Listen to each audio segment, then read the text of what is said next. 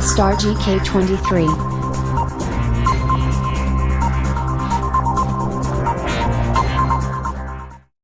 परिचय। एक पीढ़ी से दूसरी पीढ़ी के लक्षणों के स्थानांतरित होने की प्रक्रिया को आनुवंशिकी कहते हैं। हाँ, नई जातियों की उत्पत्ति में आनुवंशिकी की महत्वपूर्ण भूमिका है। उद्देश्य। इस पाठ के अंत में आप निम्न करने में सक्षम हो जाएंगे। आनुवंशिकी को परिभाषित करना, जनन के दौरान रूपांतरण के संचयन को समझना, वंशागति लक्षणों को समझना, लक्षणों की वंशागति के नियम, मेंडल का योगदान को समझना, प्रभाविता के सिद्धांत की पहचान करना, विसंयोजन के नियम को समझना, स्वतंत्र अपव्यूहन के नियम को समझना, ये समझना कि लक्षण कैसे परिलक्षित होते हैं, लिंग निर्धारण की प्रक्रिया समझना, जनन के दौरान विविधता का संचयन, माता पिता तथा उनकी संतति में उत्पन्न होने वाले अंतर तथा भाई बहनों के बीच अंतर को विविधता कहते हैं। केवल वे विविधताएं वंशागत होती हैं जो जीवधारियों की जनन कोशिकाओं में दिखाई देती हैं।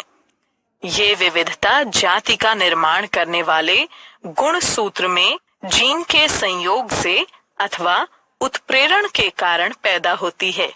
माता पिता यानी जनक द्वारा प्राप्त वंशागत लक्षणों के कारण शारीरिक संरचना में समानता होती है तथा अंतर बहुत कम होते हैं, किंतु यौन क्रिया द्वारा जनन करने वाले जीवों के आगे आने वाली पीढ़ियों में विविधताएं उत्पन्न हो जाती हैं।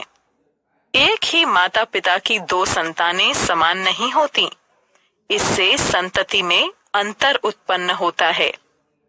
इस प्रकार प्रत्येक पीढ़ी के बाद विविधताओं के संचयन के कारण भिन्नता उत्पन्न होती है।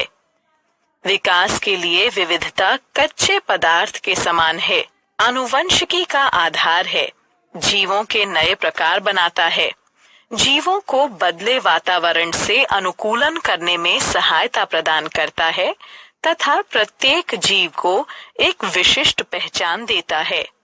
वंशागत लक्षण जो विशेषक व्यापक पदार्थों द्वारा नियंत्रित होते हैं तथा माता पिता द्वारा विरासत में प्राप्त होते हैं, वंशागत लक्षण कहलाते हैं। गतिविधि। मनुष्य के कान दो प्रकार के होते हैं, मुक्त कर्णपाली वाले कान, जुड़े कर्णपाली वाले कान। हम दूसरे सभी के कानों का निरीक्षण करके वंशागति की प्रक्रिया को अधिक अच्छी तरह से समझ सकते हैं। हम देखते हैं कि हमारे कुछ मित्रों की कर्णपालियां मुक्त हैं, जबकि कुछ एक की कर्णपालियां जुड़ी हुई हैं।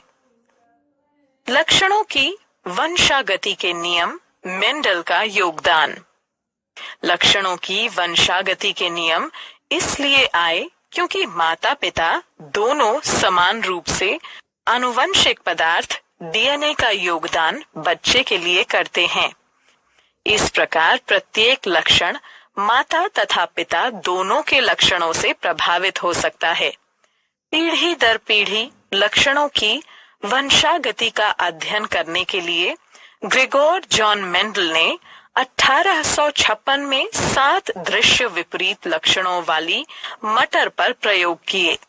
तने की ऊंचाई, लंबे या बौने पौधे, बीज का आकार गोल या झुर्रीदार बीज, बीज का रंग हरे या पीले बीज, पुष्प का रंग सफेद या बैंगनी फूल, फली का आकार पूर्ण या सिकुड़ा, फली का रंग हरा या पीला, पुष्प की स्थिति अक्षीय या सिरा। एक लंबे तथा एक बौने पौधे के बीच क्रॉस कराया गया। इस प्रकार का क्रॉस जिसमें केवल एक ही लक्षण ज्ञात हो मोनोहाइब्रिड क्रॉस कहलाता है। पहली पीढ़ी में सभी पौधे लंबे थे, कोई भी बीज के लक्षण का नहीं था। दूसरी पीढ़ी में दोनों ही लक्षण संतति में 3/1 के अनुपात में परिलक्षित थे। इन प्रयोगों के आधार पर मेंडल ने 2 नियम प्रतिपादित किए, प्रभाविता का नियम, विसंयोजन का नियम। प्रभाविता का नियम। मेंडल ने कहा कि 2 विपरीत लक्षणों में से संतति में केवल एक ही लक्षण F1 पीढ़ी में परिलक्षित होता है। वे लक्षण जो कि प्रथम पीढ़ी में परिलक्षित हैं, अर्थात लंबाई, यह प्रभावी लक्षण है, जबकि जो लक्षण प्रथम पीढ़ी में परिलक्षित नहीं है, अर्थात बौनापन, तो ये अप्रभावी लक्षण है। विसंयोजन का नियम। मेंडल ने कहा कि किसी भी अभिलक्षण के अगली पीढ़ी में जाने से पहले सबसे पहले जीन्स को युग्मक में पृथक किया जाता है, जो फिर आपस में मिलकर युग्मनज बनाते हैं। इसी प्रकार अपने प्रयोग में मेंडल ने बीज के 2 अभिलक्षण चुने, बीज का रंग पीला या हरा, बीज का आकार गोल या झुर्रीदार। इस प्रकार के क्रॉस जिसमें एक ही समय में 2 अभिलक्षणों पर विचार किया जाता है, द्विसंकर या डाई हाइब्रिड क्रॉस कहलाते हैं। प्रथम पीढ़ी में सभी पौधों के बीज गोल तथा पीले रंग के हैं, इसलिए गोल तथा पीला प्रभावी लक्षण है, जबकि हरा तथा झुर्रीदार अप्रभावी लक्षण है। गतिविधि। इस बात की पुष्टि करने के लिए कि पीढ़ी में बड़ा टी छोटा टी तथा छोटा टी लक्षण युग्म वास्तव में 1/2/1 के अनुपात में थे, हम F2 पीढ़ी को स्वयं क्रॉस कराकर F3 पीढ़ी उत्पन्न करेंगे।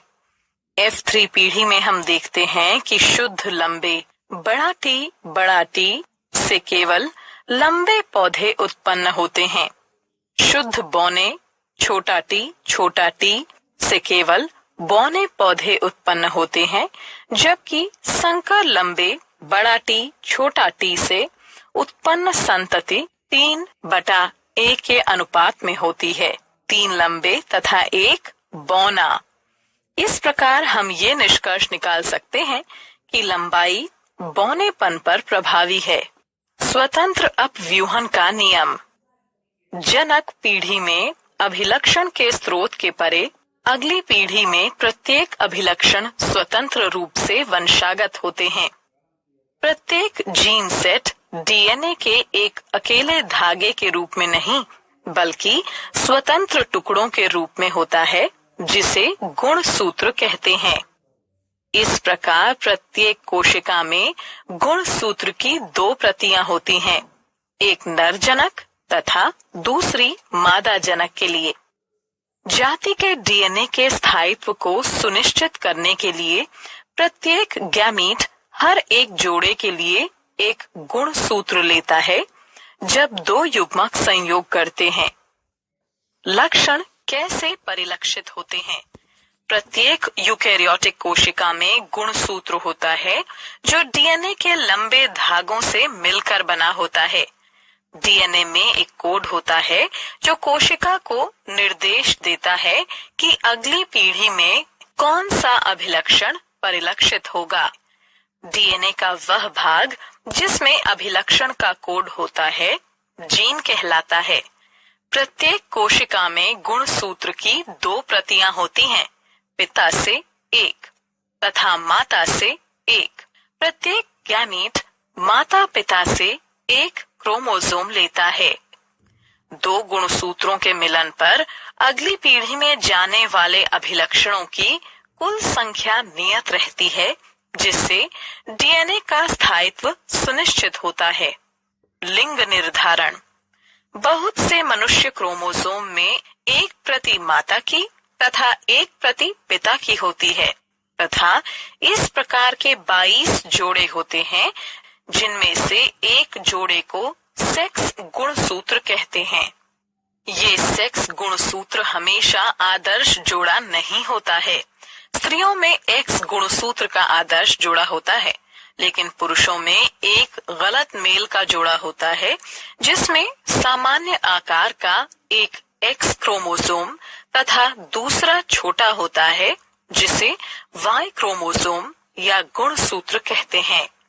इसलिए स्त्रियां XX है तथा पुरुष XY। अंतरंग के दौरान माता हमेशा एक्स गुणसूत्र का योगदान प्रदान करेगी, चाहे बच्चे का लिंग कुछ भी हो, जबकि पिता द्वारा दिए गए गुणसूत्र योगदान से बच्चे का लिंग निर्धारित होता है।